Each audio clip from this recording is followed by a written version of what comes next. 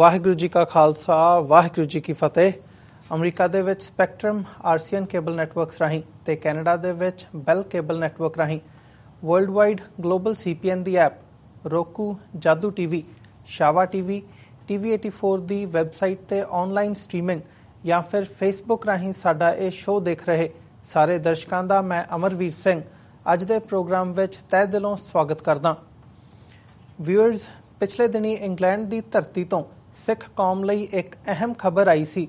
ਉਹ ਇਹ ਕਿ ਉੱਥੋਂ ਦੀ ਸਿਆਸੀ ਜਮਾਤ ਲੇਬਰ ਪਾਰਟੀ ਵੱਲੋਂ 1984 ਦੇ ਘੱਲੂਘਾਰੇ ਵਿੱਚ ਉਸ ਸਮੇਂ ਦੀ ਬਰਤਾਨੀਆ ਸਰਕਾਰ ਦੇ ਰੋਲ ਅਤੇ ਉਸ ਤੋਂ ਬਾਅਦ ਬਰਤਾਨੀਆ ਵਿੱਚ ਵਸਦੇ ਸਿੱਖਾਂ ਤੇ ਭਾਰਤ ਸਰਕਾਰ ਵੱਲੋਂ ਪਾਏ ਗਏ ਪ੍ਰਭਾਵ ਦੀ ਜਾਂਚ ਕਰਵਾਉਣ ਦੀ ਗੱਲ ਆਪਣੇ ਚੋਣ ਮੈਨੀਫੈਸਟੋ ਵਿੱਚ ਕਹੀ ਗਈ ਹੈ। ਆਉਂਦੀ 8 ਜੂਨ ਨੂੰ ਇੰਗਲੈਂਡ ਵਿੱਚ ਚੋਣਾਂ ਹੋਣ ਜਾ ਰਹੀਆਂ ਹਨ।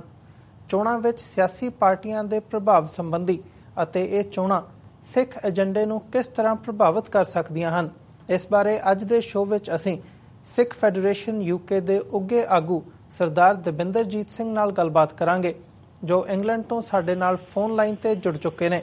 ਆਓ ਉਹਨਾਂ ਨਾਲ ਮਿਲ ਕੇ ਅੱਜ ਦੀ ਵਿਚਾਰ ਚਰਚਾ ਦੀ ਸ਼ੁਰੂਆਤ ਕਰਦੇ ਹਾਂ। ਹਾਂਜੀ ਦਵਿੰਦਰਜੀਤ ਸਿੰਘ ਜੀ, ਵਾਹਿਗੁਰੂ ਜੀ ਕਾ ਖਾਲਸਾ ਵਾਹਿਗੁਰੂ ਜੀ ਕੀ ਫਤਿਹ। ਵਾਹਿਗੁਰੂ ਜੀ ਕਾ ਖਾਲਸਾ ਵਾਹਿਗੁਰੂ ਜੀ ਕੀ ਫਤਿਹ। ਤੁਹਾਡਾ ਸਵਾਗਤ ਹੈ ਜੀ ਸ਼ੋਅ ਦੇ ਵਿੱਚ। ਹਾਂਜੀ ਭਾਈ। ਦਵਿੰਦਰਜੀਤ ਸਿੰਘ ਜੀ, ਸਾਡੇ ਮੇਨ ਏਜੰਡੇ ਦੀ ਗੱਲਬਾਤ ਤੋਂ ਪਹਿਲਾਂ ਮੈਂ ਥੋੜ੍ਹਾ ਜਿਹਾ ਮੈਨਚੈਸਟਰ ਬੰਬਿੰਗ ਬਾਰੇ ਤੁਹਾਡੇ ਕੋਲੋਂ ਜਾਣਨਾ ਚਾਹੂੰਗਾ, ਕਿਉਂਕਿ ਉਹ ਹਾਦਸਾ ਇੱਕ ਇੱਦਾਂ ਦਾ ਹਾਦਸਾ ਹੈਗਾ ਜਿਹੜਾ ਹੁਣੇ ਵਾਪਰ ਕੇ ਹਟਿਆ ਪਿਛਲੇ ਦਿਨਾਂ ਦੇ ਵਿੱਚ, ਤੇ ਜਾਂਚ ਵੀ ਚੱਲ ਰਹੀ ਹੈ। ਸੈਕੰਡ ਅਰੈਸਟ ਦੀਆਂ ਵੀ ਖਬਰਾਂ ਆਈਆਂ ਨੇ ਤੇ ਸਿੱਖਾਂ ਦਾ ਜਿਹੜਾ ਉੱਥੇ ਰੋਲ ਰਿਹਾ ਹੈ ਗਰਾਊਂਡ ਲੈਵਲ ਦੇ ਉੱਪਰ ਇੱਕ ਸੇਵਾ ਭਾਵਨਾ ਦੇ ਹਵਾਲੇ ਨਾਲ, ਉਹ ਵੀ ਜਿਹੜੀ ਇੱਕ ਇਮੇਜ ਹੈ ਉਹ ਚੰਗੀ ਮੀਡੀਆ ਦੇ ਵਿੱਚ ਉੱਭਰ ਕੇ ਸਾਹਮਣੇ ਆਈ ਹੈ। ਸੋ ਓਵਰਆਲ ਇਸ ਘਟਨਾ ਦੇ ਹਵਾਲੇ ਦੇ ਨਾਲ ਤੁਸੀਂ ਸਾਡੇ ਦਰਸ਼ਕਾਂ ਨੂੰ ਕੀ ਕਹਿਣਾ ਚਾਹੋਗੇ? ਜਿੱਦਾਂ ਤੁਸੀਂ ਦੱਸਿਆ ਕਿ ਜਿਹੜੀ ਘਟਨਾ ਵਾਪਰੀ ਸੀ ਹਫ਼ਤੇ ਮੈਨਚੈਸਟਰ ਵਿੱਚ, ਉਹਦੇ ਵਿੱਚ ਪਹਿਲੀ ਚੀਜ਼ ਹੈ ਕਿ ਜਦੋਂ ਕੋਈ ਇਨਸਿਡੈਂਟ ਖਾਸ ਤੌਰ ਤੇ ਇੱਕ ਬੱਚੇ ਸੀਗੇ, ਉਹ ਆਮ ਲੋਕਾਂ ਵਿੱਚ ਇਹ ਬਹੁਤ ਨੈਗੇਟਿਵ ਸੀਗਾ ਕਿ ਜਿਹੜਾ ਇਹ ਘਟਨਾ ਵਾਪਰੀ ਆ ਕਿ ਉਹਨਾਂ ਨੇ ਇਨੋਸੈਂਟ ਬੱਚਿਆਂ ਨੂੰ ਕਿਉਂ ਟਾਰਗੇਟ ਕੀਤਾ ਜੀ।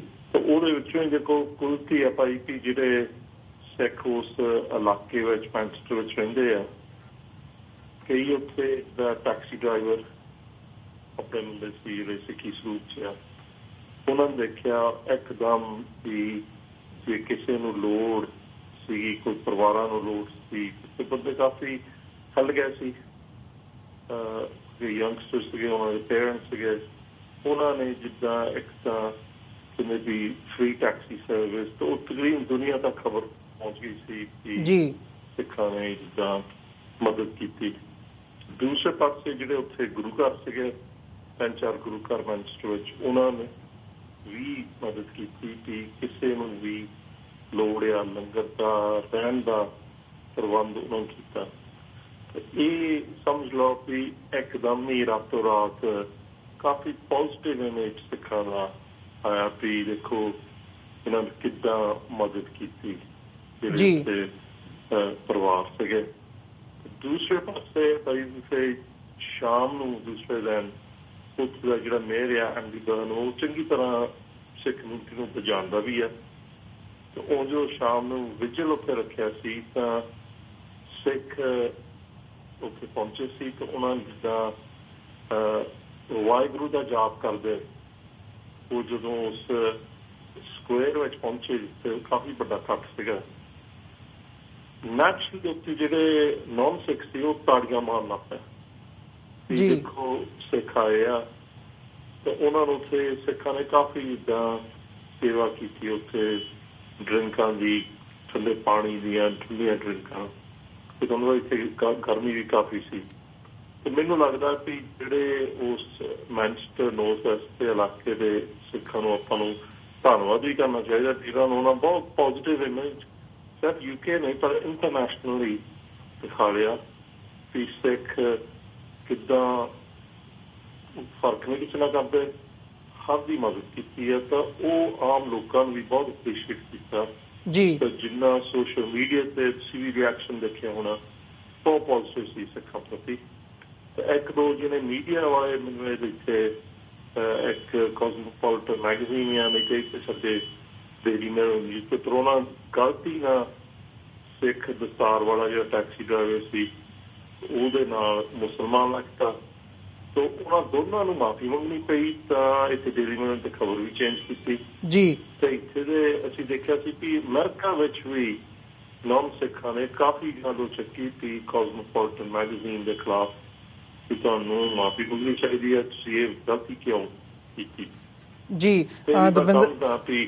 ਚੰਗਾ ਸੀ ਵੀ ਨੌਨ ਸਿੱਖਾਂ ਦਾ ਵੀ ਇਹ ਰਿਐਕਸ਼ਨ ਸੀ ਕਿ ਮੀਡੀਆ ਨੂੰ ਸਿੱਖ ਦੀ ਜਿਹੜੀ ਆਇਡੈਂਟੀਟੀ ਆ ਉਹ ਤੁਹਾਨੂੰ ਸਿੱਖੀ ਦੱਸਣਾ ਚਾਹੀਦਾ, ਤੁਹਾਨੂੰ ਪਤਾ ਹੋਣਾ ਚਾਹੀਦਾ ਜੀ। ਬਿਲਕੁਲ ਦਵਿੰਦਰਜੀਤ ਸਿੰਘ ਜੀ, ਜਿਵੇਂ ਅਸੀਂ ਸਾਰੀ ਇਸ ਘਟਨਾ ਦੇ ਹਵਾਲੇ ਨਾਲ ਗੱਲਬਾਤ ਕੀਤੀ ਹੈ, ਤੁਸੀਂ ਦੱਸਿਆ ਵਿਸਥਾਰ ਦੇ ਨਾਲ ਕਿ ਜਿਹੜਾ ਸਿੱਖਾਂ ਦਾ ਇਮੇਜ ਹੈਗਾ ਜਾਂ ਸਿੱਖਾਂ ਦਾ ਗਰਾਊਂਡ ਲੈਵਲ ਤੇ ਜਿਹੜਾ ਕੰਮ ਹੈ ਉਹ ਆਪਣੇ ਆਪ ਦੇ ਵਿੱਚ ਬੋਲਦਾ ਕਿ ਅਸੀਂ ਕੌਣ ਹੈਗੇ ਹਾਂ, ਤੇ ਸਾਡਾ ਬਾਹਰਲੇ ਮੁਲਕਾਂ ਦੇ ਵਿੱਚ ਖਾਸ ਤੌਰ ਤੇ ਜੇ ਯੂਕੇ ਦੀ ਗੱਲ ਕਰੀਏ ਤੇ ਪ੍ਰਭਾਵ ਵੀ ਜਿਹੜਾ ਹੈਗਾ ਉਹ ਵੱਧ ਰਿਹਾ।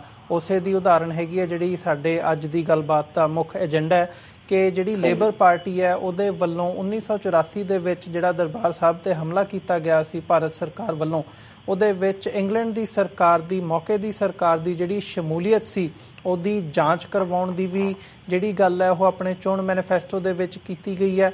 ਤੇ ਨਾਲ ਹੀ ਜਿਹੜਾ ਹੋਰ ਸੀਗਾ ਪ੍ਰਭਾਵਿਤ ਕੀਤਾ ਜਾਂਦਾ ਉਸ ਘਟਨਾ ਤੋਂ 1984 ਦੇ ਘੱਲੂਘਾਰੇ ਤੋਂ ਬਾਅਦ, ਉਹਦੀ ਵੀ ਅਗਾਊਂ ਜਾਂਚ ਦੀ ਜਿਹੜੀ ਹੈ ਉਹ ਗੱਲ ਮੰਨੀ ਗਈ ਹੈ ਵੀ ਅਸੀਂ ਕਰਵਾਵਾਂਗੇ। ਸੋ ਇੱਕ ਮੇਜਰ ਪਾਰਟੀ ਵੱਲੋਂ ਇੰਗਲੈਂਡ ਦੇ ਵਿੱਚ ਆਪਣੇ ਚੋਣ ਮੈਨੀਫੈਸਟੋ ਦੇ ਵਿੱਚ ਇਹ ਗੱਲ ਸ਼ਾਮਲ ਕਰਨਾ ਇਹ ਕਿੰਨੀ ਕੁ ਅਹਿਮੀਅਤ ਰੱਖਦਾ ਹੈ, ਤੇ ਜਿਹੜਾ ਸਿੱਖਾਂ ਦਾ ਤੁਹਾਡੇ ਕੰਮ ਦਾ 10 ਪੁਆਇੰਟ ਏਜੰਡੇ ਦੀ ਜਿਹੜੀ ਗੱਲ ਹੈ ਜਾਂ ਸਿੱਖ ਫੈਡਰੇਸ਼ਨ ਦੀ ਜਿਹੜੀ ਲੌਬਿੰਗ ਦੀ ਗੱਲ ਹੈਗੀ ਹੈ ਉਹਨੂੰ ਕਿੰਨਾ ਕੁ ਫਲ ਲੱਗਿਆ ਸਮਝਦੇ ਹੋ ਇਸ ਕਦਮ ਦੇ ਨਾਲ? ਜਿਹੜੀ ਤੁਸੀਂ ਗੱਲ ਦੱਸੀ ਵੀ ਮੈਂ ਸ਼ੁਰੂ ਕਰ ਦਿੰਦਾ ਵੀ ਜਿਹੜਾ ਸਿੱਖ ਮੈਨੀਫੈਸਟੋ 10 ਪੁਆਇੰਟ ਸਿੱਖ ਮੈਨੀਫੈਸਟੋ ਬਣਾਇਆ ਸੀ ਜਨਵਰੀ 2015 ਵਿੱਚ ਜੀ, ਪਿਛਲੀਆਂ ਜਿਹੜੀਆਂ ਚੋਣਾਂ 2015 ਵਿੱਚ ਸੀ, ਉਹ ਜਿਹਦਾ 5 ਸਾਲਾਂ ਦਾ ਮੈਨੀਫੈਸਟੋ ਬਣਾਇਆ ਸੀ, ਉਹ ਕੁੱਲ ਕੀ ਹੁਣ ਤੇ ਚੋਣਾਂ ਹੋ ਗਈਆਂ 2 ਸਾਲਾਂ ਵਿੱਚ, ਉਹ ਜਿਹੜੇ ਮੈਨੀਫੈਸਟੋ ਦੇ ਮਸਲੇ ਸੀਗੇ ਉਹ ਇੰਨੇ ਚਲੋ ਪੋਲੀਟੀਸ਼ੀਅਨਾਂ ਨੂੰ ਪਤਾ ਲੱਗ ਗਿਆ ਸੀ ਕਿ ਇਹ ਲੇਬਰ ਪਾਰਟੀ ਦਾ ਮੈਨੀਫੈਸਟੋ ਬਣਨ ਤੋਂ ਪਹਿਲਾਂ ਉਹ ਸਾਡੇ ਨਾਲ ਗੱਲਬਾਤ ਕਰਦੇ ਸੀ ਕਿ ਅਸੀਂ ਮੈਨੀਫੈਸਟੋ ਬਾਰੇ ਤੁਹਾਡੇ ਸਿੱਖ ਮੈਨੀਫੈਸਟੋ ਬਾਰੇ ਸਾਡੇ ਮੈਨੀਫੈਸਟੋ ਵਿੱਚ ਵੀ ਕੋਸ਼ਿਸ਼ ਕਰ ਰਹੇ ਜੀ। ਸਾਡੀ ਗੱਲਬਾਤ ਹੋ ਰਹੀ ਸੀ ਡਿਪਟੀ ਲੀਡਰ ਨਾਲ ਟੌਮ ਵਾਟਸਨ ਨਾਲ, ਤੇ ਨਾਲੇ ਜਿਹੜਾ ਸ਼ੈਡੋ ਚਾਂਸਲਰ ਆ ਜੌਨ ਮਕਡੋਨਲਡ, ਕਿਉਂਕਿ ਦੋਨੇ ਹੀ ਪੋਲੀਟੀਸ਼ੀਅਨ ਸਿੱਖ ਇਲਾਕਿਆਂ ਤੋਂ ਆ।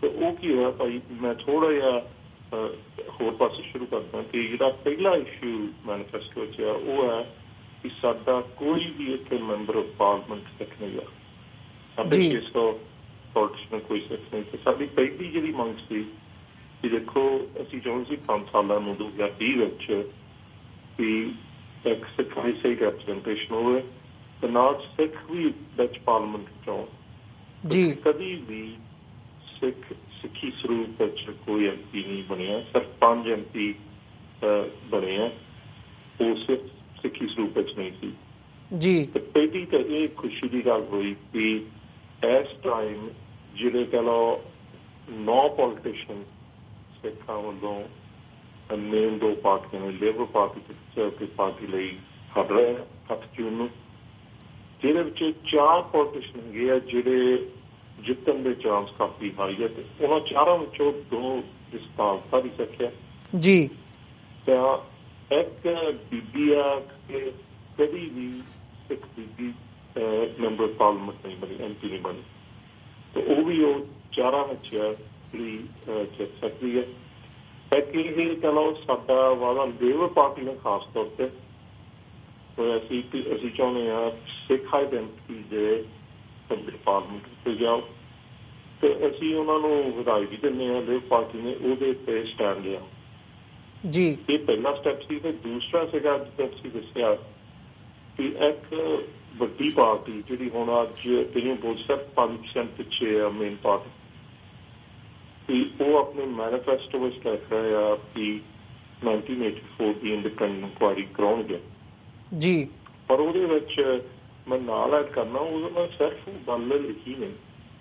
ਜਿਹੜਾ ਲੇਬਰ ਪਾਰਟੀ ਦਾ ਲੀਡਰ ਸੀ ਹੁਣ 18 ਮਈ ਨੂੰ ਇੱਥੇ ਸ੍ਰੀ ਗੁਰੂ ਸਿੰਘ ਸਭਾ ਸਾਊਥ ਹਾਲ ਗੁਰਦੁਆਰੇ ਜਾ ਕੇ ਉਹਨੇ ਮੇਰੇ ਮੋਹਰੇ ਲਿਖਿਆ ਸੀ, ਉਹਨੂੰ ਐਗਜ਼ੈਕਟਲੀ ਗੁਰੂ ਘਰ ਦੀ ਸਟੇਜ ਤੋਂ ਕੀ ਕਿਹਾ ਸੀ ਜੀ। ਹੁਣ ਕਿਹਾ ਸੀ ਕਿ ਦੇਖੋ ਅਸੀਂ ਉਹ ਮੈਨੀਫੈਸਟੋ ਵਿੱਚ ਗੱਲ ਪਾਈ ਆ, ਤਾਂ ਕਹਿੰਦਾ ਮੈਂ 1983 ਵਿੱਚ ਮੈਂ MP ਬਣ ਗਿਆ ਸੀ, ਤਾਂ ਅਸੀਂ ਉਦੋਂ ਤੋਂ 1984 ਤੋਂ ਹੀ ਕਈ ਪੋਲੀਟੀਸ਼ੀਅਨ ਵਾਰ-ਵਾਰ ਗੱਲ ਕਰ ਰਹੇ, ਪਰ ਕਹਿੰਦਾ ਵੀ ਇਹ ਜਿਹੜਾ ਅਸੀਂ ਹੁਣ ਤੁਹਾਡੇ ਨਾਲ ਵਾਅਦਾ ਕੀਤਾ, ਹੁਣ ਇਹ ਵੀ ਕਿਹਾ ਵੀ ਦੇਖੋ ਜਿਹੜੀ ਹੈਗੀ ਆ 1984 ਇੰਡੀਪੈਂਡੈਂਟ ਇਨਕੁਆਇਰੀ ਤੋਂ ਵੀ UK ਸਰਕਾਰ ਦਾ ਕੀ ਹੱਕ ਸੀ ਜੀ।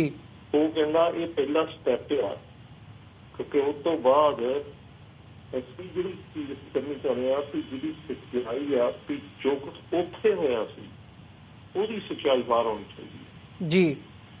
ਕਿਉਂਕਿ ਦੇਖੋ ਜਿੱਥੇ ਆਪਾਂ ਸਿੱਖ ਮੈਨੀਫੈਸਟੋ ਵਿੱਚ 1984 ਦੀ ਇਨਕੁਆਇਰੀ ਦੀ ਗੱਲ ਕੀਤੀ, ਨਾਲ ਹੀ ਅਸੀਂ ਗੱਲ ਕੀਤੀ ਸੀ ਕਿ ਉੱਥੇ ਹੋਇਆ ਸੀ ਸਿੱਖਾਂ ਦਾ ਜੈਨੋਸਾਈਡ ਜੀ। ਉਹ genocide self UN led independent investigation through India ਸਰਕਾਰ ਉੱਥੇ ਮੰਗੀ ਆਪਾਂ ਕਰ ਸਕਦੇ। ਤੇ ਇਹ ਵੀ ਸਮਝ ਲਓ ਵੀ ਜਿਹੜੇ ਬੰਦੇ ਇੱਥੇ ਸਿਆਣੇ ਉਹ ਸਮਝਦੇ ਆ ਕਿ ਜੇ ਅਸੀਂ ਇੱਥੇ ਦੀ ਸਰਕਾਰ ਤੇ 1984 ਦੀ ਇੰਡੀਪੈਂਡੈਂਟ ਇਨਕੁਆਇਰੀ ਉਹਦੇ ਵਿੱਚੋਂ ਹੀ ਕਈ ਗੱਲਾਂ ਮਿਲ ਜਾਂਦੀਆਂ ਜਿਹਦੇ ਵਿੱਚ ਇੱਥੇ ਦੀ ਸਰਕਾਰ ਨੂੰ ਫਿਰ UN ਵਿੱਚ ਗੱਲ ਜਾਣੀ ਹੈ, ਲੋਕਾਂ ਨੇ ਕਿਸਮ ਦੀ ਖੋਲ ਜਾਣੀ ਹੈ, ਕਿਉਂਕਿ ਤੁਸੀਂ ਹੈਗੀ ਤਾਂ ਇੱਕ ਚੀਜ਼ ਦੀ ਗੱਲ ਹੁਣ ਆਉਣ ਵਾਲੇ ਸਮੇਂ ਵਿੱਚ ਹੋ ਸਕਦਾ ਕਿ 8 ਜੂਨ ਤੋਂ ਪਹਿਲਾਂ ਜਿਹੜਾ ਅਸੀਂ ਕਾਨੂੰਨੀ ਕਾਰਵਾਈ ਕਰ ਰਹੇ ਹਾਂ ਉਹਦਾ ਵੀ ਅਗਲਾ ਸਟੈਪ ਸ਼ਾਇਦ 8 ਤਰੀਕ ਤੋਂ ਪਹਿਲਾਂ ਹੋ ਜਾਵੇ। ਤਾਂ ਇਹਦੇ ਭਾਈ ਇੱਥੇ UK ਵਿੱਚ ਕਾਫੀ ਜਿਹਦਾ ਫਰਕ ਪਿਆ, ਕਿ ਦੇਖੋ ਜਦੋਂ ਇੱਕ ਪਾਰਟੀ ਲੇਬਰ ਪਾਰਟੀ ਨੇ 650 ਕੈਂਡੀਡੇਟ ਖੜੇ ਕੀਤੇ ਆ ਜੀ, ਉਹਨੂੰ ਹਰ ਕੈਂਡੀਡੇਟ ਨੂੰ ਇਹ ਪਾਲਿਸੀ ਹੁਣ ਮੰਨਣੀ ਹੈ। ਇਹ ਨਹੀਂ ਕਿ ਉਹ ਜਿਹੜਾ ਇਲੈਕਟ ਹੋ ਜਾਣਗੇ ਇਹ 200 ਪੋਲੀਟੀਸ਼ੀਅਨ ਉਹਨਾਂ ਦੇ ਕਦੋਂ ਉਹਨਾਂ ਨੂੰ ਐਕਸੈਪਟ ਕਰਨੀ ਪੈਣੀ ਸਾਡੇ ਮੈਨੀਫੈਸਟੋ ਵਿੱਚ ਸੀ ਜੀ। ਤੇ ਨਾਲ ਗੱਲ ਜਾਂਦੀ ਹੈ ਕਿ ਜਿਹੜੀ ਦੂਜੀ ਪਾਰਟੀ ਕੰਜ਼ਰਵੇਟਿਵ ਪਾਰਟੀ ਉਹਨਾਂ ਦੇ ਵੀ ਕਾਫੀ ਪੋਲੀਟੀਸ਼ੀਅਨ ਇਸ ਗੱਲ ਤੋਂ ਉਹਨਾਂ ਨੂੰ ਪਤਾ ਲੱਗ ਗਿਆ ਵੀ ਇਹ ਗੱਲ ਹੁਣ ਸਾਡੇ ਤੇ ਵੀ ਆਉਂਦੀ ਹੈ ਕਿ ਜੇ ਆਪੋਜੀਸ਼ਨ ਨੇ ਮੈਨੀਫੈਸਟੋ ਪਾਸਤਾ ਜੀ ਬਿਲਕੁਲ। ਤੇ ਉਹ ਗਿਆ ਇੱਕ ਦਿਨ ਬਾਅਦ ਜਦੋਂ ਮੈਨੀਫੈਸਟੋ ਰਿਲੀਜ਼ ਹੋਇਆ ਇੱਥੇ ਦਾ ਫੋਰਨ ਸੈਕਟਰੀ ਬੋਰਿਸ ਜੌਨਸਨ ਉਹ ਬ੍ਰਿਸਟਲ ਗੁਰੂ ਘਰ ਗਿਆ ਸੀ, ਤਾਂ ਕਾਫੀ ਜਿਹੜੀਆਂ ਖਬਰਾਂ ਇੱਥੇ ਨੈਸ਼ਨਲ ਮੀਡੀਆ ਚ ਆਈਆਂ ਕਿ ਹੁਣ ਕੋਈ ਗਲਤ ਸ਼ਤਾਬਦੀ ਵਰਤੀ ਹੋਈਆਂ, ਬਹੁਤ ਖਬਰਾਂ ਲੱਗੀਆਂ ਜੀ, ਬਹੁਤ ਘੱਟ ਖਬਰਾਂ ਲੱਗੀਆਂ ਸੀ ਕਿ ਐਕਚੁਅਲੀ ਜਦੋਂ ਉਹ ਥੱਲੇ ਆ ਗਿਆ ਗੁਰੂ ਘਰ ਉਦੋਂ ਸਾਡੀ ਸੈਕਟਰੇਸ਼ਨ ਬ੍ਰਿਸਟਲ ਬ੍ਰਾਂਚ ਦੇ ਉੱਤੇ ਹੁੰਦੇ ਸੀਗੇ, ਤਾਂ ਉਹਨਾਂ ਨੇ ਉਹਨੂੰ ਪਹਿਲਾ ਸਵਾਲ ਹੀ ਇਹ ਕੀਤਾ। ਉਹ ਨੌਜਵਾਨ ਸੀ ਲਖਵੀਰ ਸਿੰਘ, ਉਹ ਕਹਿੰਦਾ ਕਿ ਮੈਂ ਫੋਰਨ ਸੈਕਟਰੀ ਤੈਨੂੰ ਪੁੱਛਣਾ ਚਾਹੁੰਦਾ ਕਿ ਲੇਬਰ ਪਾਰਟੀ ਨੇ ਤਾਂ ਆਪਣੇ ਮੈਨੀਫੈਸਟੋ ਵਿੱਚ ਇਹ ਗੱਲ ਕਰਤੀ ਕਿ 1984 ਦੀ ਅਸੀਂ ਇੰਡੀਪੈਂਡੈਂਟ ਇਨਕੁਆਇਰੀ ਕਰਾਵਾਂਗੇ, ਵੀ ਹੁਣ ਤੂੰ ਫੋਰਨ ਸੈਕਟਰੀ ਆ, ਤੂੰ ਸਰਕਾਰ ਵਿੱਚ ਆ, ਵੀ ਤੁਸੀਂ ਕੋਈ ਫਰੈਸ਼ ਇੰਡੀਪੈਂਡੈਂਟ ਇਨਵੈਸਟੀਗੇਸ਼ਨ ਕਰਾਉਂਗੇ ਤੇ ਤੁਹਾਨੂੰ ਕੋਰਟਾਂ ਵਿੱਚ ਸਾਨੂੰ ਘੜੀਸਣਾ ਪੈਣਾ ਜੀ। ਸਿੱਧਾ ਜਿਹਾ ਜਵਾਬ ਦਿੱਤਾ ਤਾਂ ਉਹ ਹਿੱਲ ਗਿਆ। ਉਹ ਇੱਕਦਮ ਕਹਿੰਦੇ ਹੁਣ ਜੇ ਆਪਾਂ ਜਾਈਏ ਕਹਿੰਦਾ ਨਹੀਂ ਤੂੰ ਫੋਰਨ ਸੈਕਟਰੀ ਆ, ਮੈਨੂੰ ਜਵਾਬ ਦਾ। ਤਾਂ ਜਿਹੜਾ ਜਵਾਬ ਵੀ ਫੋਰਨ ਸੈਕਟਰੀ ਨੇ ਦਿੱਤਾ ਸੀ ਉਹ ਇਸ ਤਰੀਕੇ ਨਾਲ ਉਹ ਕਹਿੰਦਾ ਮੇਰੇ ਸੋਚ ਮੁਤਾਬਕ ਵੀ ਜਿੰਨਾ ਪੇਪਰਵਰਕ ਹੋਣਾ ਸੀ ਉਹ ਬਾਹਰ ਆ ਗਿਆ। ਉਹ ਕਹਿੰਦਾ ਵੀ ਤੈਨੂੰ ਪਤਾ ਹੋਣਾ ਚਾਹੀਦਾ ਫੋਰਨ ਸੈਕਟਰੀ ਹੈ। ਤੇ ਇੱਥੇ ਜਿਹੜੀ ਚਲੋ ਪੋਲੀਟੀਸ਼ਨਾਂ ਵਿੱਚ ਗੱਲ ਚੱਲ ਪਈ ਸੀ, ਜਿਹਦੇ ਗੱਲ ਵੀਡੀਓ ਤੇ ਕੈਪਚਰ ਹੋ ਗਈ ਸੀ, ਉਹ ਵੀ ਕਹਿੰਦੇ ਵੀ ਕੱਲ ਨੂੰ ਕੋਰਟ ਕੇਸ ਚ ਕਰਨਾ ਸੀ ਉੱਥੇ ਫੋਰਨ ਸੈਕਟਰੀ ਨੂੰ ਪ੍ਰੂਵ ਕਰ ਸਕਦੇ ਉਹ ਝੂਠ ਬੋਲਦਾ ਸੀ ਜੀ। ਗੁਰੂ ਘਰ ਆਣ ਕੇ ਸਾਡੇ ਕੋਲ ਵਿਟਨੈਸ ਸਟੇਟਮੈਂਟ ਆ ਫੋਰਨ ਆਫਿਸ ਦੇ ਸੀਨੀਅਰ ਅਫੀਸ਼ੀਅਲ ਸੀ ਕਿ ਅਸੀਂ ਕਈ ਚੀਜ਼ਾਂ 1984 ਦੀਆਂ ਜਿਹੜੀਆਂ ਦਰਬਾਰ ਸਾਹਿਬ ਦੇ ਅਟੈਕ ਤੋਂ ਪਹਿਲੋਂ ਤੋਂ ਬਾਅਦ ਉਹਨਾਂ ਇੱਦਾਂ ਲਿਖਿਆ ਵੀ ਅਸੀਂ ਕਦੀ ਵੀ ਉਹ ਬਾਹਰ ਨਹੀਂ ਆਉਂਦੇ। ਉਹਨਾਂ ਨੇ ਇੱਕ ਸਿਰਫ ਕੇਸ ਕੀਤਾ ਜੀ, ਉਹ ਜਿਹੜੀ ਹੀਅਰਿੰਗ ਜੁਲਾਈ 'ਚ ਹੋਣੀ ਆ, ਉਹ ਫੋਰਨ ਆਫਿਸਰਸ ਕਹਿੰਦੇ ਵੀ ਇੰਨਾ ਡੈਮੇਜਿੰਗ UK ਨੂੰ ਤੇ ਇੰਡੀਆ ਨੂੰ ਅਸੀਂ ਬਾਹਰ ਨਹੀਂ ਕਰ ਸਕਦੇ।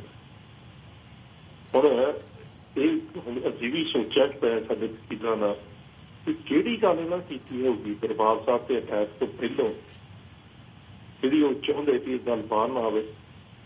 ਤੇ ਉਹਦੇ ਨਾਲ ਹੀ ਜਿਹੜੀ 1994 ਦੀ ਇੰਡੀਪੈਂਡੈਂਟ ਇਨਕੁਆਇਰੀ ਦੀ ਗੱਲ ਆ ਜੀ, ਉਹ ਫਿਰ ਨੈਚੁਰਲੀ ਸਾਡਾ ਹੁਣ ਵਕੀਲਾਂ ਨਾਲ ਇਹ ਗੱਲ ਹੋਈ ਕਿ ਇਹ ਤਾਂ ਸਾਨੂੰ ਕਰਾਉਣੀ ਪੈਣੀ ਹੈ। ਤੇ ਉਹੀ ਗੱਲ ਅਸੀਂ ਡੈਪਟੀ ਲੀਡਰ ਨਾਲ Tom Watson deputy leader Labour Party ਦਾ, ਹੁਣ ਉਹਨੇ 4 ਜੂਨ ਨੂੰ ਭਾਜੀ ਇੱਥੇ 8 ਜੂਨ ਨੂੰ ਇੱਥੇ ਇਲੈਕਸ਼ਨ ਹੋਣੀ, 4 ਜੂਨ ਨੂੰ ਜਿਹੜਾ ਅਸੀਂ ਘੱਲੂ ਘਾਰੇ ਦਾ ਪ੍ਰੋਗਰਾਮ ਇੱਥੇ ਲੰਡਨ 8 ਸਾਲ ਕਰੀਬ ਜੀ, ਉਹ ਆਪ ਚੇਚੇ ਤੌਰ ਤੇ ਕਾਂਗਰਸ ਤੇ ਆਉਣ ਕੇ ਕਿਤੇ ਮੈਂ ਆਉਣਾ ਕਿ ਅਸੀਂ ਗੱਲ ਕਰ ਕਿਉਂਕਿ ਹੁਣ ਸਾਡਾ ਪਰਸਨਲ ਵਾਅਦਾ ਕੀਤਾ ਸੀ, ਮੈਂ ਮੈਨੀਫੈਸਟੋ ਵਿੱਚ ਵੀ ਪਾਉਂ, ਉਹ ਨਹੀਂ ਕੀਤਾ ਸੀ ਵਾਅਦਾ ਕਿ ਮੈਂ ਤੁਹਾਡੇ ਪੋਲੀਟੀਸ਼ੀਅਨ ਬਣਾਉਂ ਜੀ। ਮੈਂ ਸਾਰੇ ਕੰਮ ਛੱਡ ਕੇ ਮੈਂ ਕਾਂਗਰਸ ਤੇ ਪਹੁੰਚੂਗਾ 4 ਦਿਨ ਪਹਿਲਾਂ ਇਲੈਕਸ਼ਨ ਤੋਂ। ਤੇ ਉਹ ਇਸ ਗੱਲ ਨੂੰ ਕਹਿੰਦਾ ਮੇਰੇ ਕੋਲ ਹੋਰ ਕੋਈ ਕੰਮ ਨਾ ਹੋਣ, ਮੈਂ 2 ਕੰਮ ਕਰਕੇ ਹਟੂਗਾ। ਤੇ ਮੈਨੂੰ ਲੱਗਦਾ ਇਹ ਬਹੁਤ ਵੱਡੀ ਸਿੱਖਾਂ ਦੀ ਜਿੱਤ ਆ ਯੂਕੇ ਦੇ ਸਿੱਖਾਂ ਦੀ ਨਹੀਂ, ਵੀ ਇੱਕ ਜਾਣੀ ਪਛਾਣੀ ਪਾਰਟੀ ਹੈ ਗੱਲ ਕਰ ਰਹੀ ਆ। ਤੇ ਨੈਕਸਟਲੀ ਇਹ ਗੱਲ ਜਿੱਦਾਂ ਜੈਨੋਸਾਈਡ ਦੀ ਗੱਲ ਚੱਲੀ ਸੀ ਕੈਨੇਡਾ ਵਿੱਚ, ਅੱਜ ਆਪਾਂ ਉਹਦੇ ਇੰਪੈਕਟ ਕੈਨੇਡਾ ਵਿੱਚ ਵੀ ਦੇਖ ਰਹੇ ਹਾਂ ਜੀ। ਇਹੀ ਗੱਲ ਦਾ ਇੰਪੈਕਟ ਹੁਣ ਇਸ ਇਲੈਕਸ਼ਨ ਵਿੱਚ ਕਈ ਪੋਲੀਟੀਸ਼ੀਅਨ ਮੀਡੀਆ ਵਿੱਚ ਆਮ ਕੇ ਕਹਿ ਕੇ ਕਹਿੰਦੇ ਕਿਉਂ ਨਾ ਜੈਨੋਸਾਈਡ ਦੀ ਗੱਲ ਕਰੀਏ, ਕਿਉਂ ਲੋਕ ਡਰਦੇ ਆ ਜੈਨੋਸਾਈਡ ਦਾ ਲਫ਼ਜ਼ ਵਰਤਣਾ ਸਿੱਖਾਂ ਪ੍ਰਤੀ। ਇਹਦਾ ਮੈਂ ਨਾ ਵੀ ਜਿੱਥੇ ਵੀ ਆਪਾਂ ਪੋਲੀਟੀਕਲੀ ਐਕਟਿਵ ਹੁੰਦੇ ਭਾਵੇਂ ਇੱਥੇ ਵੀ ਕੈਨੇਡਾ ਹੋਈ ਅਮਰੀਕਾ ਹੋਈ ਹੈ, ਮੈਨੂੰ ਲੱਗਦਾ ਦਿਨ ਦੂਰ ਨਹੀਂ ਕਿ ਜਿਹੜੇ ਆਪਾਂ ਜਿਸ ਪਾਸੇ ਨੂੰ ਤੁਰੇ ਹਾਂ ਕਿ ਆਪਾਂ ਨੌਨ ਸਿੱਖਾਂ ਵਿੱਚ ਜੋ ਕੁਛ 1984 ਵਿੱਚ ਹੋਇਆ ਸੀ, ਜਿਹੜਾ ਜੈਨੋਸਾਈਡ ਹੋਇਆ ਸੀ, ਉਹਦੀ ਗੱਲ ਜਦੋਂ ਆਪਾਂ ਚੱਕਾਂਗੇ ਫਿਰ ਨੈਚੁਰਲੀ ਉਹ ਯੂਨਾਈਟਿਡ ਨੇਸ਼ਨਸ ਲੈਵਲ ਤੱਕ ਪਹੁੰਚ ਸਕਦੀ ਹੈ। ਜੀ ਬਿਲਕੁਲ ਦਵਿੰਦਰਜੀਤ ਸਿੰਘ ਜੀ, ਇਹ ਬੜੀ ਇੱਕ ਸ਼ਲਾਘਾਯੋਗ ਕਦਮ ਹੈਗਾ ਤੁਹਾਡੇ ਵੱਲੋਂ ਵੀ ਤੇ ਇੰਗਲੈਂਡ ਦੇ ਜਿਹੜੇ ਸਿੱਖ ਹੈਗੇ ਆ ਜਿਹੜੇ ਉੱਥੇ ਗ੍ਰਾਸਰੂਟ ਲੈਵਲ ਦੇ ਉੱਪਰ ਗ੍ਰਾਸਰੂਟ ਲੈਵਲ ਤੇ ਕੰਮ ਕਰ ਰਹੇ ਆ, ਇੱਕ ਬੜਾ ਹੀ ਇਹ ਚੰਗਾ ਕਦਮ ਹੈਗਾ ਜਿਹੜਾ ਪਹਿਲਾਂ ਲੇਬਰ ਪਾਰਟੀ ਦੇ ਵੱਲੋਂ ਚੁੱਕਿਆ ਗਿਆ ਤੇ ਹੁਣ ਤੁਸੀਂ ਗੱਲ ਕਰ ਰਹੇ ਹੋ ਕਿ ਜਿਹੜੀਆਂ ਹੋਰ ਪਾਰਟੀਜ਼ ਨੇ ਉਹ ਵੀ ਇਨਕਲਾਈਨਡ ਹੈਗੀਆਂ ਨੇ ਇਸ ਪਾਸੇ ਨੂੰ। ਤੇ ਖਾਸ ਤੌਰ ਤੇ ਜਿਹੜੀ 4 ਜੂਨ ਦੀ ਤੁਸੀਂ ਗੱਲ ਕੀਤੀ, ਅਸੀਂ ਵੀ ਨਜ਼ਰ ਰੱਖਾਂਗੇ, ਦੇਖਾਂਗੇ ਕਿ ਉੱਥੇ ਕੀ ਐਕਚੁਅਲੀ ਸਾਹਮਣੇ ਆਉਂਦਾ। 4 ਜੂਨ ਨੂੰ ਜਿਹੜਾ ਘੱਲੂ ਘਾਰੇ ਨੂੰ ਸਮਰਪਿਤ ਤੁਸੀਂ ਇਵੈਂਟ ਕਰਵਾ ਰਹੇ ਹੋ ਤੇ ਉੱਥੇ ਜਿਹੜੇ ਬ੍ਰਿਟਿਸ਼ ਪੋਲੀਟੀਸ਼ੀਅਨਸ ਹੈਗੇ ਆ ਉਹ ਕੀ ਕੋਈ ਇੱਦਾਂ ਦਾ ਐਲਾਨ ਕਰਦੇ ਨੇ ਜਾਂ ਪੇਸ਼ਕਦਮੀ ਜਿਹੜਾ ਸਿੱਖ ਏਜੰਡੇ ਵੱਲ ਨੂੰ, ਜਿਹੜਾ ਸਿੱਖ ਮੈਨੀਫੈਸਟੋ ਦੇ ਵਿੱਚ ਤੁਸੀਂ ਉਹ ਲਿਖਿਆ ਹੋਇਆ ਉਹਦੇ ਵੱਲ ਨੂੰ ਹੋਰ ਹੁੰਦੀ ਹੈ ਜ਼ਰੂਰ।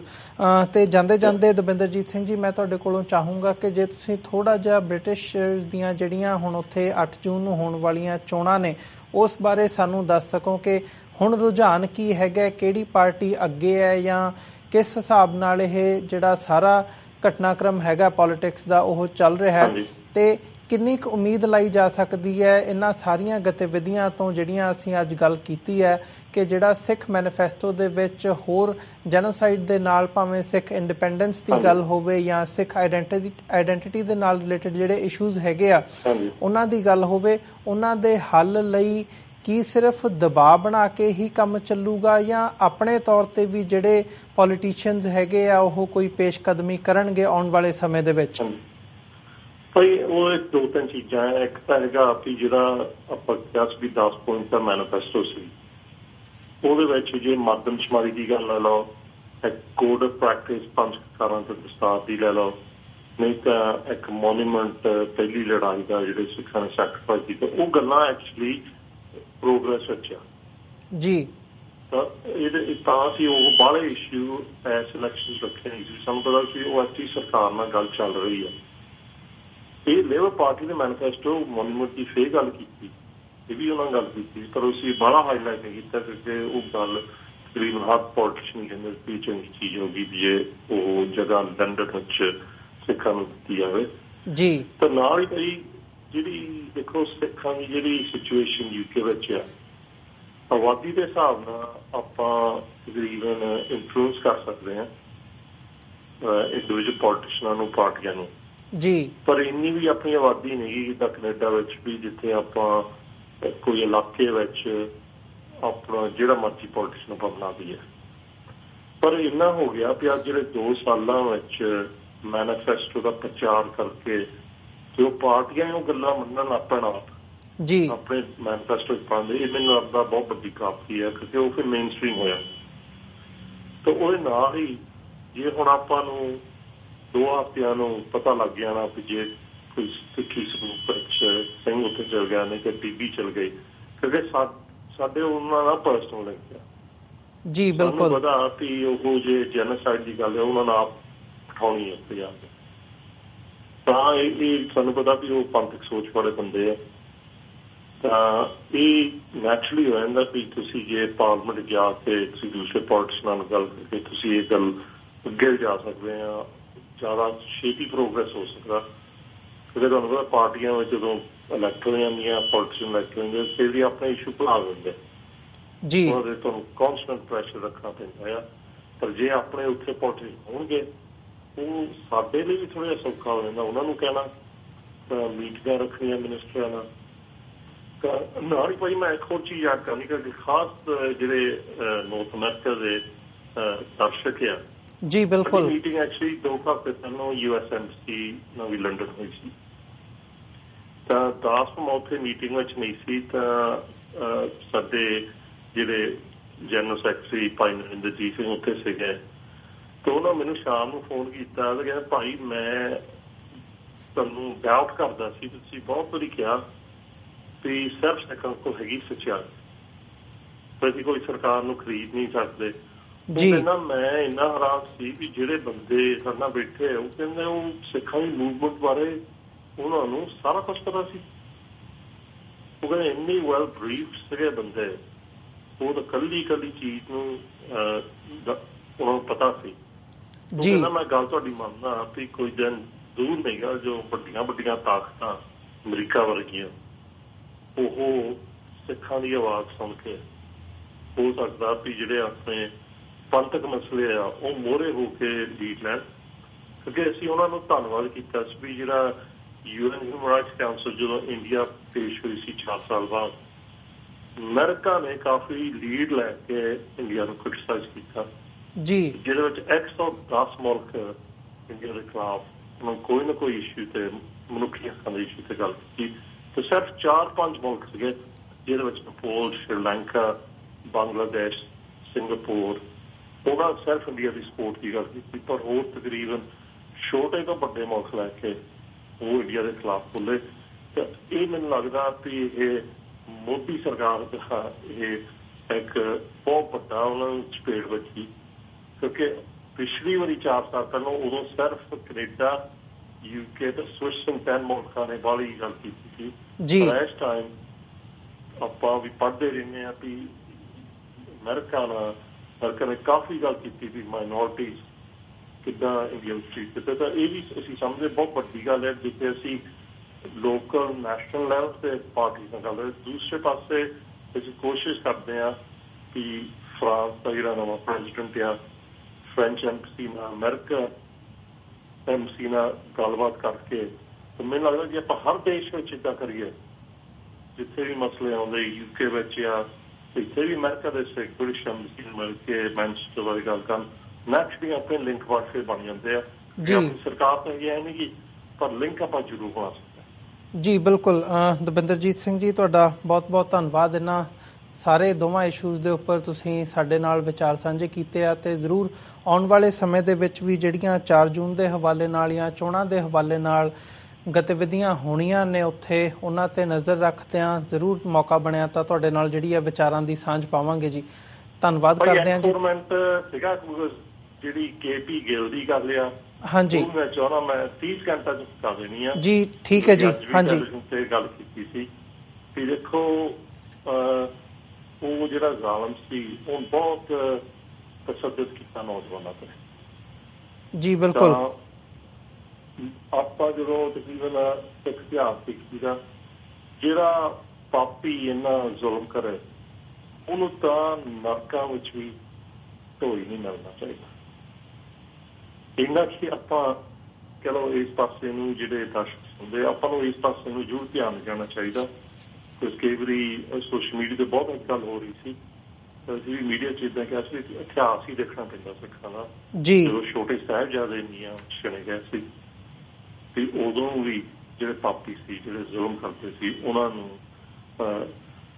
ਕੀ ਸਿੱਖਾਂ ਦੀ ਸੋਚ ਸੀ ਉਦੋਂ ਤੇ ਅੱਜ ਸਿੱਖਾਂ ਦੀ ਸੋਚ ਉਹੀ ਹੋਣੀ ਚਾਹੀਦੀ। ਜੀ ਬਿਲਕੁਲ। ਦਵਿੰਦਰਜੀਤ ਸਿੰਘ ਜੀ, ਤੁਹਾਡਾ ਬਹੁਤ ਬਹੁਤ ਧੰਨਵਾਦ ਆਪਣਾ ਸਮਾਂ ਦੇਣ ਦੇ ਲਈ। ਇੱਥੇ ਹੀ ਤੁਹਾਡੇ ਕੋਲੋਂ ਅੱਜ ਦੇ ਸ਼ੋਅ ਦੇ ਵਿੱਚ ਇਜਾਜ਼ਤ ਚਾਹਾਂਗੇ ਜੀ। ਵਾਹਿਗੁਰੂ ਜੀ ਕਾ ਖਾਲਸਾ, ਵਾਹਿਗੁਰੂ ਜੀ ਕੀ ਫਤਿਹ ਜੀ। ਵਿਊਅਰਸ, ਇਹ ਸਨ ਸਿੱਖ ਫੈਡਰੇਸ਼ਨ UK ਦੇ ਉੱਘੇ ਆਗੂ ਸਰਦਾਰ ਦਵਿੰਦਰਜੀਤ ਸਿੰਘ, ਜਿਨ੍ਹਾਂ ਨੇ ਸਾਨੂੰ ਇੰਗਲੈਂਡ ਦੇ ਵਿੱਚ ਜੋ ਗਤੀਵਿਧੀਆਂ ਚੱਲ ਰਹੀਆਂ ਨੇ ਉਹਨਾਂ ਬਾਰੇ ਜਾਣਕਾਰੀ ਦਿੱਤੀ ਹੈ। ਤੇ ਖਾਸ ਤੌਰ ਤੇ ਜਿਹੜੀ ਗੱਲ ਹੈਗੀ ਹੈ ਨਜ਼ਰ ਇਸ ਸਾਰੇ ਦੇ ਵਿੱਚੋਂ ਜੇ ਕੱਢਣੀ ਹੋਵੇ ਵਿਚਾਰ ਚਰਚਾ ਦੇ ਵਿੱਚੋਂ, ਤਾਂ 8 ਜੂਨ ਨੂੰ ਜਿਹੜੀਆਂ ਚੋਣਾਂ ਹੋ ਰਹੀਆਂ ਨੇ ਤਾਂ ਉਮੀਦ ਜਤਾਈ ਜਾ ਰਹੀ ਹੈ ਵੀ ਸਾਬਤ ਸੂਰਤ ਜਿਹੜੇ ਸਿੱਖ ਹੈਗੇ ਆ ਉਹਨਾਂ ਦੇ ਵਿੱਚੋਂ ਕੋਈ ਪਹਿਲਾ ਜਿਹੜਾ ਸਿੱਖ ਪਾਰਲੀਮੈਂਟੇਰੀਅਨ ਹੋਊਗਾ ਇੰਗਲੈਂਡ ਦੀ ਪਾਰਲੀਮੈਂਟ ਦੇ ਵਿੱਚ, ਜਿਹੜਾ ਸਾਬਤ ਸੂਰਤ ਸਿੱਖ ਹੋਊਗਾ। ਸੋ ਉਮੀਦ ਕਰਦੇ ਹਾਂ ਇਹ ਸੰਭਵ ਹੋ ਸਕੇ। ਤੇ ਨਾਲ ਹੀ ਜਿਵੇਂ ਦਵਿੰਦਰਜੀਤ ਸਿੰਘ ਨੇ ਆਪਣੀ ਗੱਲਬਾਤ ਦੇ ਵਿੱਚ ਇਹ ਜ਼ਾਹਰ ਕੀਤਾ ਕਿ ਉਹਨਾਂ ਨੂੰ ਉਮੀਦ ਹੈ ਜਿਹੜੀ ਇਹ ਲੇਬਰ ਪਾਰਟੀ ਦੇ ਵੱਲੋਂ ਚੋਣ ਮੈਨੀਫੈਸਟੋ ਦੇ ਵਿੱਚ ਜਾਂਚ ਦੀ ਗੱਲ ਕਹੀ ਗਈ ਹੈ, ਹੋਰ ਪਾਰਟੀਆਂ ਵੀ ਇਸ ਵੱਲ ਨੂੰ ਜਿਹੜੀਆਂ ਨੇ ਉਹ ਪੇਸ਼ਕਦਮੀਆਂ ਕਰ ਰਹੀਆਂ ਨੇ, ਤਾਂ ਜੇ ਇਹ ਇੱਦਾਂ ਹੁੰਦਾ ਤਾਂ ਇਹ ਇੰਟਰਨੈਸ਼ਨਲ ਲੈਵਲ ਤੇ ਜਿਹੜੀ ਸਿੱਖ ਹੱਕਾਂ ਦੀ ਗੱਲ ਹੈ, ਜੈਨੋਸਾਈਡ ਦੀ ਗੱਲ ਹੈ, ਉਹ ਉੱਭਰ ਕੇ ਸਾਹਮਣੇ ਆਉਣ ਦੀ ਉਹ ਸੰਭਾਵਨਾ ਦੇਖਦੇ ਨੇ। ਤੇ ਇਸੇ ਪਾਸੇ ਨੂੰ ਜਿਹੜੀ ਇਹ ਹੈਗੀ ਹੈ ਇਹ ਇੱਕ ਪਹਿਲਾ ਕਦਮ ਉਹਨਾਂ ਦੀ ਸ਼ਬਦਾਵਲੀ ਦੇ ਵਿੱਚ ਜੇ ਕਹਿਣਾ ਹੋਵੇ ਤਾਂ ਉਹ ਮੰਨਦੇ ਨੇ। ਸੋ ਅੱਜ ਦੇ ਸ਼ੋਅ ਦੇ ਵਿੱਚ ਅਸੀਂ ਇੱਥੇ ਹੀ ਤੁਹਾਡੇ ਕੋਲੋਂ ਇਜਾਜ਼ਤ ਚਾਹਾਂਗੇ। ਜਾਂਦੇ ਜਾਂਦੇ ਤੁਹਾਡੇ ਚਰਨਾਂ ਦੇ ਵਿੱਚ ਬੇਨਤੀ ਕਰਦੇ ਹਾਂ ਕਿ TV84 ਨੂੰ ਚੱਲਦਾ ਰੱਖਣ ਦੇ ਲਈ, ਅੱਗੇ ਵਧਾਉਣ ਦੇ ਲਈ ਸਾਨੂੰ ਤੁਹਾਡੀ ਸਹਾਇਤਾ ਦੀ ਲੋੜ ਹੈਗੀ ਹੈ। TV84 ਨੂੰ ਡੋਨੇਟ ਕਰਨ ਦੇ ਲਈ ਤੁਸੀਂ ਸਾਡੀ ਵੈਬਸਾਈਟ www.tv84.tv ਤੇ ਜਾ ਕੇ ਸਾਨੂੰ ਮੰਥਲੀ ਡੋਨੇਸ਼ਨਸ ਦੇ ਲਈ ਪਲੈਜ ਕਰ ਸਕਦੇ ਹੋ। ਇਸੇ ਦੇ ਨਾਲ ਅਸੀਂ ਅੱਜ ਦਾ ਸ਼ੋਅ ਇੱਥੇ ਹੀ ਸਮਾਪਤ ਕਰਦੇ ਹਾਂ। ਦੁਬਾਰਾ ਫਿਰ ਅਗਲੇ ਹਫਤੇ ਤੁਹਾਡੇ ਨਾਲ ਮੁਲਾਕਾਤ ਹੋਵੇਗੀ ਜੀ। ਇਜਾਜ਼ਤ ਦਿਓ। ਵਾਹਿਗੁਰੂ ਜੀ ਕਾ ਖਾਲਸਾ, ਵਾਹਿਗੁਰੂ ਜੀ ਕੀ ਫਤਿਹ।